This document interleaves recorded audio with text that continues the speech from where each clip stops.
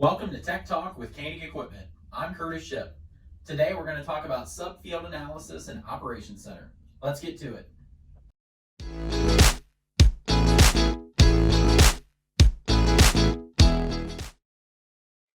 It is beneficial to take a field and look at subfield analysis to determine different zones within the field and how they performed.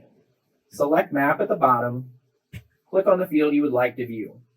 Select the polygon in the toolbar, and then select the polygon again to create a zone. Simply click on the map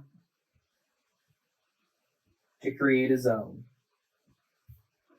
Once the zone is complete, select Done to run subfield analysis. We will be able to see the acreage within the zone, the yield, and the moisture within that zone, and then also a variety breakdown if there is more than one variety. We can see in this zone, we have 3.1 acres, 241.8 bushels per acre at 20.7 moisture, along with a breakdown of the varieties in that zone. Thanks for tuning in to Tech Talk with Koenig Equipment. For more how-tos, visit the customer training section on our Koenig Equipment mobile app. See you next time.